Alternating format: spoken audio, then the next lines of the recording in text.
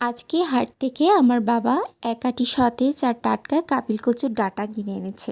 এই কাবিল কচুর ডাঁটা আর শাক আমার খুবই ফেভারিট। এটা খেতে যতটা সুস্বাদু তেমনই পুষ্টিকর।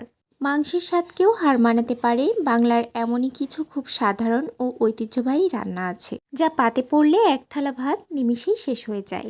প্রথমেই আমি কাবিল কচুর পাতা ছাড়িয়ে ডাঁটাটাকে এভাবে ফালি ফালি করে কেটে নিয়েছি এবং কাটার পর খুব ভালোভাবে ধুয়ে নিয়েছি। এবারে একটা কড়াইতে তেল গরম করে নিচ্ছি। এবারে দিচ্ছি পরিমাণ মতো রসুন বাটা, পেঁয়াজ বাটা, স্বাদ মতো লবণ, দিচ্ছি কাঁচামরিচ বাটা, এবারে দিচ্ছি ধনিয়া গুঁড়া, দিচ্ছি পরিমাণ মতো হলুদ গুঁড়া।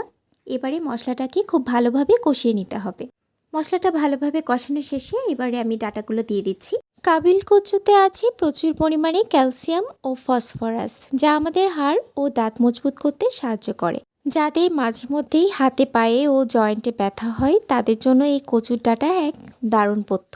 কাবিল কচুর ডাঁটায় আছে প্রচুর পরিমাণে ভিটামিন এ, যা আমাদের দৃষ্টিশক্তি ভালো রাখতে সহায়তা করে। এতে থাকা ভিটামিন সি আমাদের শরীরের রোগ প্রতিরোধ ক্ষমতা বহুগুণে বাড়িয়ে দেয়।